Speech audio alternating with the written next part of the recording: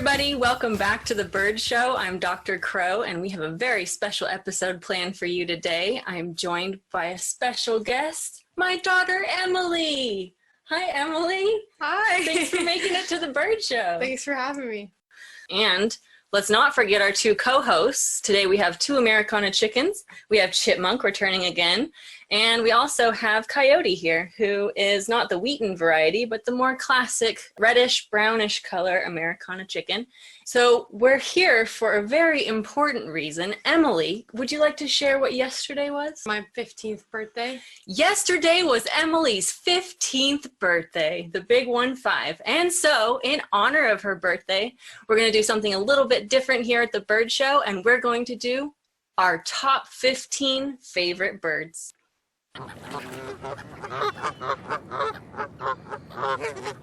So with that, let's get started on some bird tales.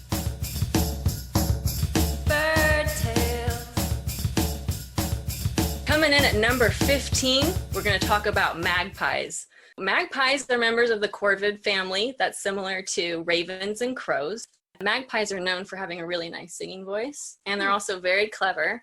And magpies are also one of the birds that's known to be able to actually mock some of human language. And there's a really cool lady called the Magpie Whisperer who makes friends with wild magpies in Australia. They enjoy like clowning around and stuff. So I've seen some funny videos online of them like on people's clotheslines hanging upside down and stuff like that. So they're actually a really good choice for our top 15 list because they're very smart and they're very funny. Wow. Kind of like some 15-year-old girls I know. Okay, up next at number 14 is swans. Even though they've been kind of domesticated, they retain their ability to fly. If you want to keep a swan like for your pond or something, or at a golf course or something like that, you actually have to either tie one wing or you have to clip their wings, otherwise they'll fly away. That's sad how they treat majestic swans. They actually have a black swan in Australia. I think they're endangered though. Dang. Which do you think would be more majestic to see, a black swan or a white swan? Black swan, because it's like unusual. More like rare. Yeah. I used to tell this fib when I was a little kid, because we had that pond where I grew up, that I saw a purple swan one time. That's really cool. Did they believe you? I think they pretended to believe me, because I thought that they believed me. But looking back, I don't see how they could have. But we had like geese and ducks, but I just thought how, like you said, I mean, they're so, like, their necks are so beautiful, and if you've seen two swans as parents, like they're very dedicated parents and actually get a bad reputation because sometimes they'll attack humans that come too close to their nesting area. Makes sense. Well, yeah, they're super protective. And do you know what a baby swan's called? It's called a cygnet. Usually have like a mom or a dad at the front of the line if they have more than one, and another one at the back just so they can make sure that all their little cygnet babies are safe in the middle. Sounds smart. They should do that with the parents today. Have everyone in line, you know, in order. I agree. Yeah. So what do you think happens if a cygnet gets tired halfway through swimming? They go on like the back of the swan? Yeah. That's like one of the cutest things you can ever see. They use their parents as a raft basically, and they get a free ride across the pond. Cute. Very cute. I love swans. Good choice. Thank you. All right. Do you want to announce number 13? For number 13 is pelicans. Pelicans. Pelicans. Pelicans. We have mentioned pelicans on the Bird Show. I believe it was episode 2 on sacred birds when we were talking to Dr. Deb Bridge. She's the one that had brought up pelicans as part of alchemy and sacred birds because they are really cool birds. I think it's funny how when they fly, they like swoop when they fly. I think the color of their feathers too are like really pretty. I think they're one of those birds kind of like pigeons where they don't really get enough credit for how beautiful their feathers actually are.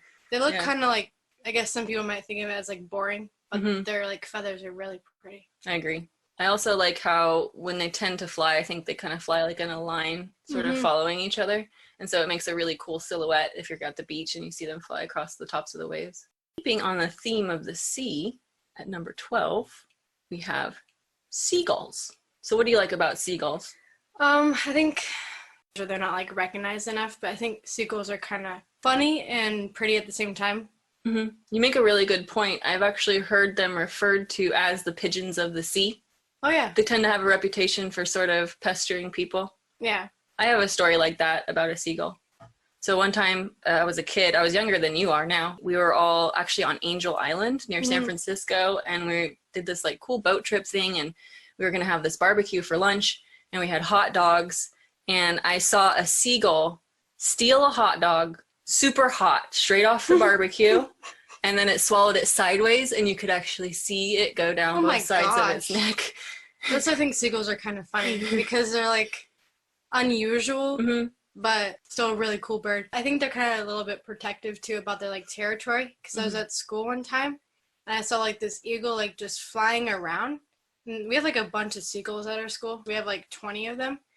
And I think one of them had like a nest on top of the roof on our gym. And then the seagulls like started attacking and like swooping the eagle. I'm like, oh my gosh. Yeah, they're definitely very smart and obviously very ingenuitive about getting what they want. They know what they want. It's kind of surprising that people give them such a bad reputation, because they do remind me of some people that I know.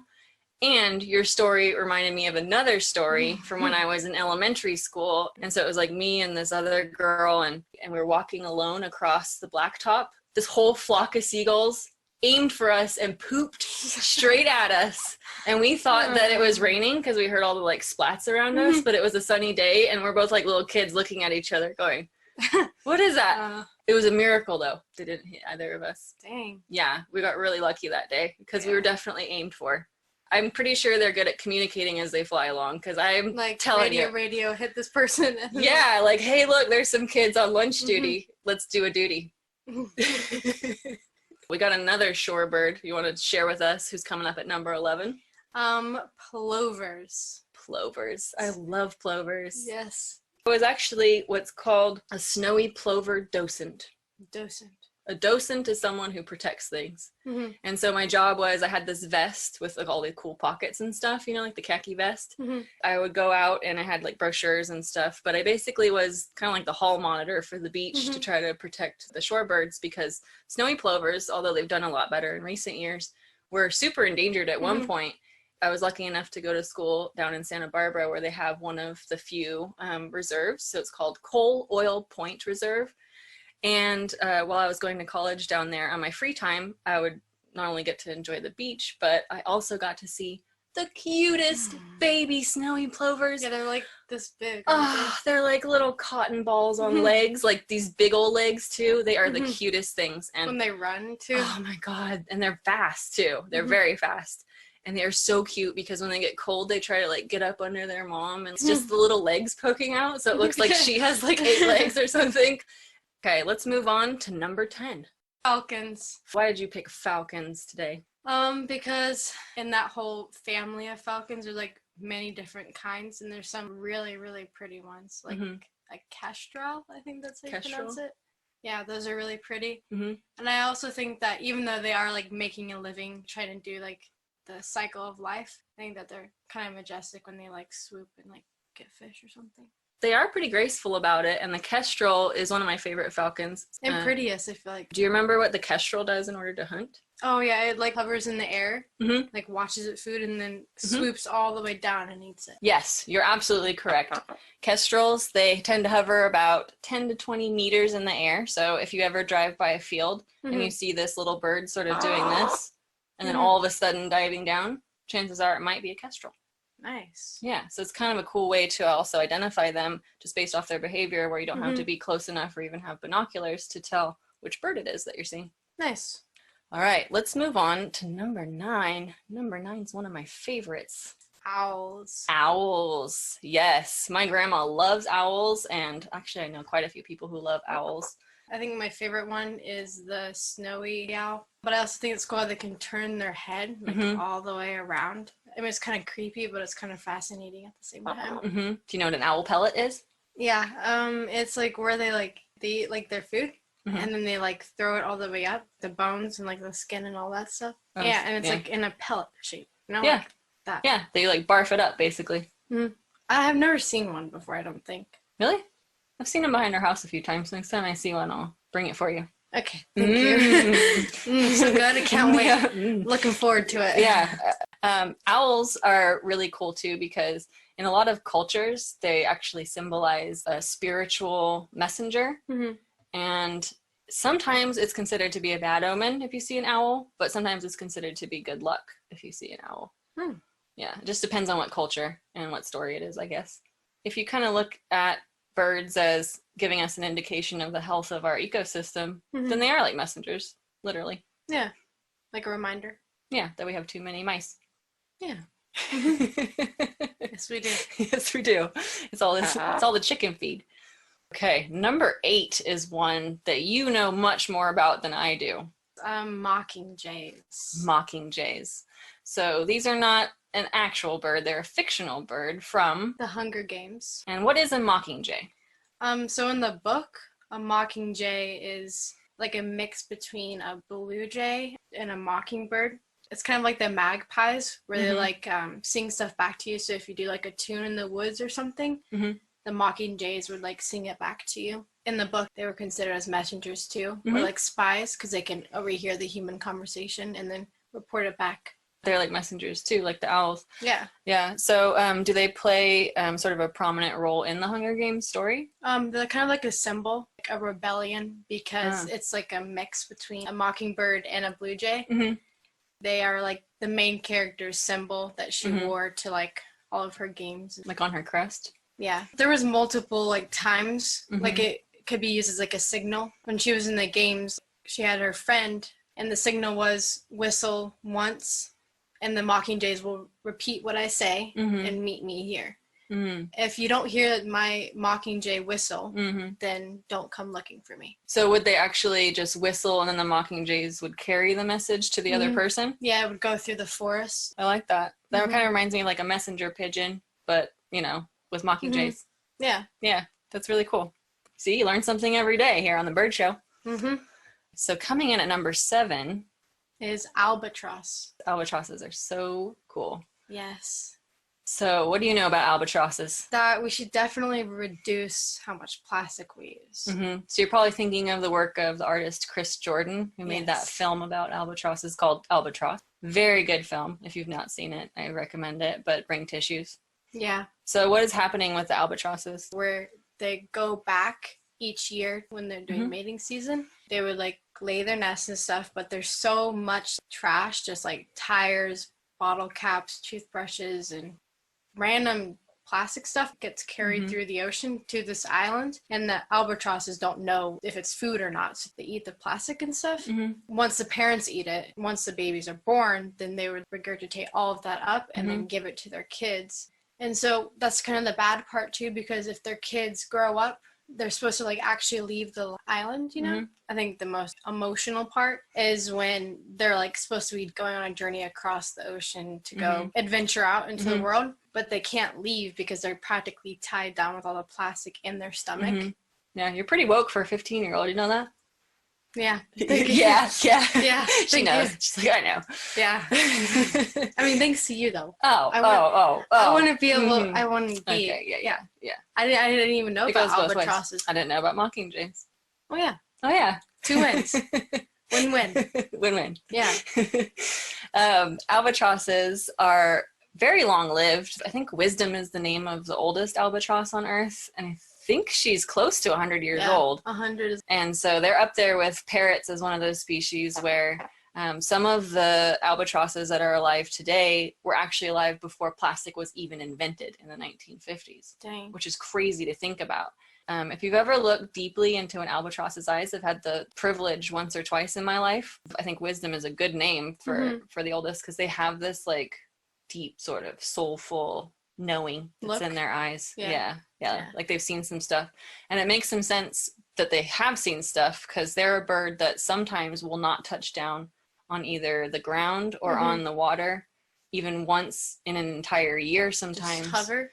Well, they have a really long wingspan, 6 feet or more, and so they'll glide on all the thermal stuff around the ocean, and especially in their first year or two before they are really ready to go back to, you know, Midway Island or wherever they were born, they'll actually be out just going all around the world. They've done GPS tracking on them, and they'll go in the northern hemisphere, southern hemisphere. I think they hold the record for the most miles traveled of any bird without ever landing. Wow. Number 6 is our first flightless parrot we've ever mentioned here on the Bird Show. Cockapoos. Cockapos. Oh, God. You're so close. Cockapoo. Cockapoos. Cockapoos. What do you love about cockapoos, which come from New Zealand, by the way? So big and fluffy, and They their are. cheeks are so cute. Oh, Gosh. Look at her cheek. So cockapoos actually never needed the ability to fly when they were evolving, because since they were on the island of New Zealand and there were no ground predators, they were free to build their nests on the ground, which now has caused kind of a problem because humans, of course, are on the island and they have pets like cats and dogs and have introduced other ground predators on accident. Yeah. So cockapoos are very endangered at the moment, unfortunately. But as you said, very cute. Yes. They look like big kiwis with legs, kind of. Yes. Oh my gosh, they're so cute. Yeah, if you've never seen a cockapoo, after the bird show's done, Google it, because cockapoos are amazingly adorable. It's like a bigger version of Skittles. Kind of reminds me of Skittles, our green sheep Conure co-host. Yeah, like if she was like bigger. And then they have like a little beak that goes like straight down the middle instead of the parrot beaks that come out more, and so it makes it look like a really funny little nose. Yeah. That's why I like them so much. Cause, they're like unique in a different way because they don't have that beak. They're kind of flightless. Well, amazing they're still considered to be parrots. Yeah. It shows you how much just changing the evolutionary pressures can make a big difference in terms of whether you can even fly or not and how long your nose grows. Yeah. I wonder if over time that they'll be able to fly, considering that the humans are like ruining their grounds, I guess. Will they change to start flying? I'm wondering, or will they just stay?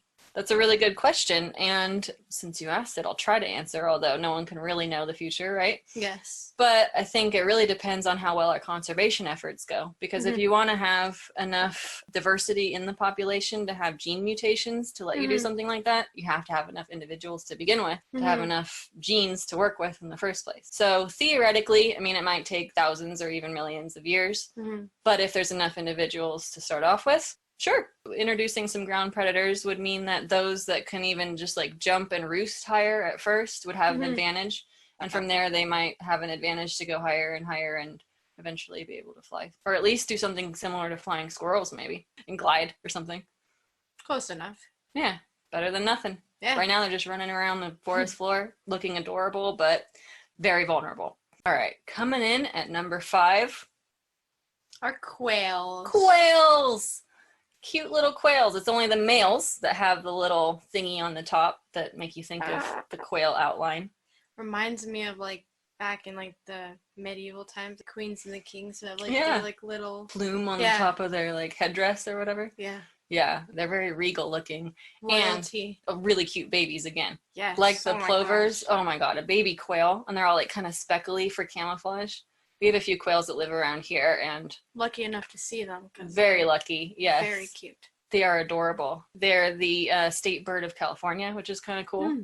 Kind of wonder what their personalities are like, because just seeing them and their little families around our house, they seem like pretty cool birds. Yeah.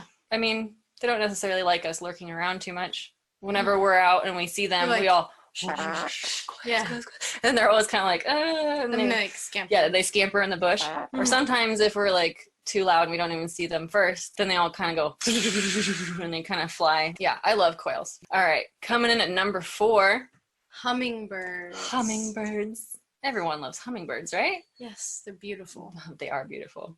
Probably the most beautiful out of all of them. I mean, I don't want to like shoot down any other species.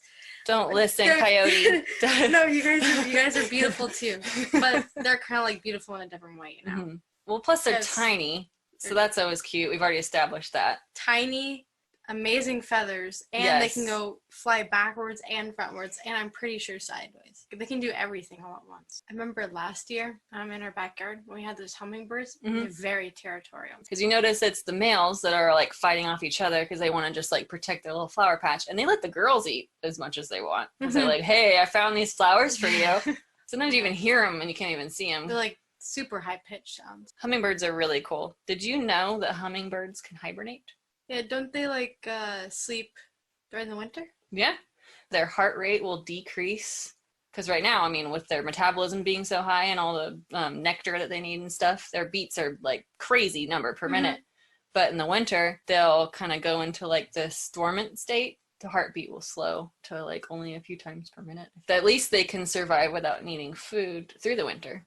Yeah. But that's why they're so hungry when they get out in the spring, because... And like territorial, because they're like... Well, yeah, they're probably hangry. Yeah, they're like, I need flowers. Yeah, exactly.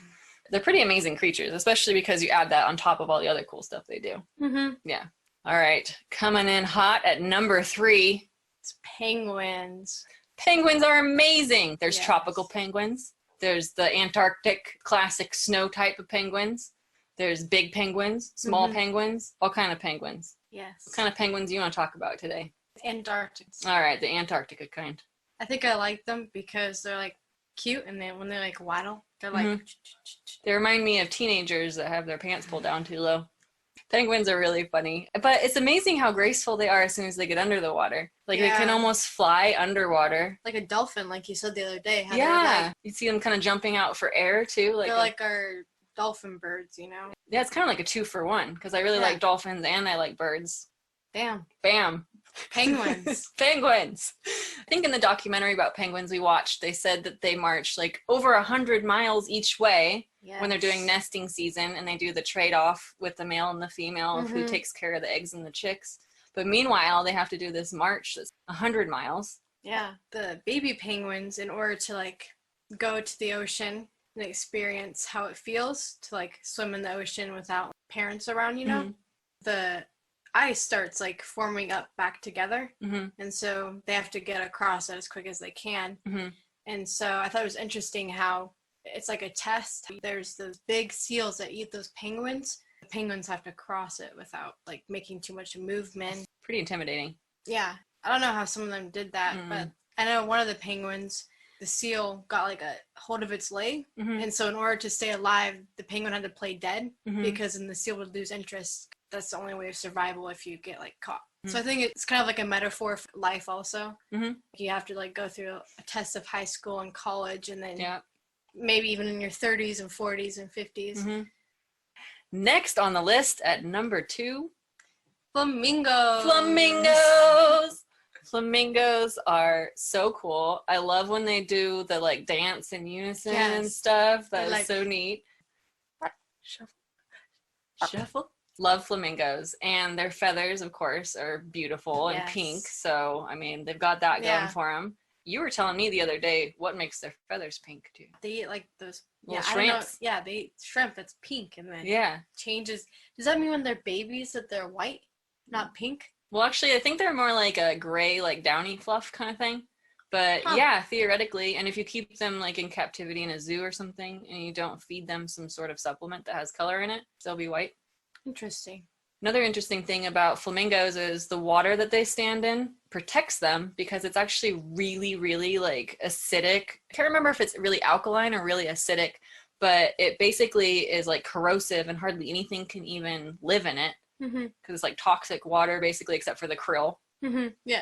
But other birds would get their legs burnt and stuff, and even other predators would get their legs and paws burnt. So it kind of saves them from like predators and... Yeah, that's one of the reasons that they all kind of stand together in the middle of those shallow lakes, because the water itself protects them, because the water is so corrosive and toxic that it is kind of like a moat, like a barrier. That's kind of cool. And it shows you how strong their legs are too, if they're able to just stand there. Maybe that's why they stand on one leg. Maybe they're trying to cool off the other leg. Yeah, they're just like standing there. They're like, oh, my leg's going to sleep. Lift the other this one. leg's getting all corroded. Yeah. And I need to like grow some skin cells back. Yeah. I think we just cracked the case here on the bird show. I think we just made a new discovery. Okay, last but not least, number 1, we have helper birds. Helper birds. This is what we're calling any kind of bird, like an oxpecker or any other type that has a symbiotic relationship with another species. Yes. So, for example, if they're out on the savannah, the oxpecker will be on the back of the ox eating all of the little bugs and stuff. I don't think it's necessarily species specific. I feel like there's helper birds. Personality-wise, too. Yeah. Yeah, maybe there's some that are, I mean, I know with our chickens, some are more helpful than others. Yeah. Why did you pick helper birds as the number 1? Because I think just like humans and birds like can relate through this, that there's always going to be that rude person or like that mean person. There's always going to be that helper bird or helper human who's always like, there when you need them to pick out the lice in your like fur or just to lift you up when you're like crying. It's deep. So, yeah. I like helper birds because in any symbiotic relationship, both benefit, right? So it's not even necessarily like one person gets something and the other one just gives. They're both getting something out of it. So the bird's getting like a snack. Yeah. And the animal's getting a bug off of them. Yeah. Yes, that is perfect for number 1 and a perfect segue to today's bird of advice. A bird of advice. So for today's bird of advice, we think that it's time in these COVID trying times to find a little bit more helping bird inside ourselves. Yes. What do you think? I think you should just really stay home just to keep yourself safe and the other person safe. That's a good point that it's another win-win where not like a helper bird. Yeah, like a helper bird. You're also helping prevent the spread of the disease to other people by helping yourself not get it. Yeah. Who are the helpers in our society? Like nurses, mailmen, even like the trash. Truck drivers, trash. Yeah. Yeah. Maybe we should be the oxpecker for them. Yeah. Help pick bugs off of them. Yeah, I guess like just do kindness or gratitude. I think those are the easiest ways. I mean, for me personally, it's just gratitude or kindness, like a little DIY projects. For example, like you can do chalk, like write thank you by the mailboxes if you have like concrete by your mailboxes for the mailman so you can see it. Yeah. I think also there's a helper that we don't necessarily think about, especially in times like these when we're all kind of like locked up together. Each of us in our flock of crows or anyone in their own flock, in their own family, there's little ways that people are trying to be helpers all the time. And so how can we be helper birds to them? I think you have some great ideas that you've been doing this entire time that we've been kind of stuck at home. Do you want to share some ideas for ways that you could kind of like lift other people's spirits? Yes, I do agree. It can be kind of rough to like be stuck in the same house with some people that you live with for like, I don't know, like a long time. I think what really helps is whenever I'm like feeling stressed or just frustrated with somebody, to do it with gratitude. And at school we have this thing called this Character Strong Dare.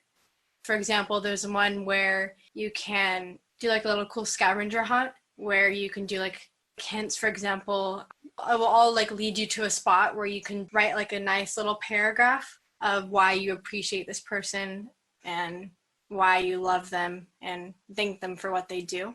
And then there's ones where you can celebrate someone's like 1/2 or 1/16th birthday. Oh, here's like a really fun one that I kind of enjoyed. You can say 5 things on your bucket list that you want to do with me, and I would say 5 things that I want to do with you, and then we would combine those. And then once we can have something to look forward to after it's all done with. So just uplifting stuff like that. I feel like today we're getting one thing off of our bucket list.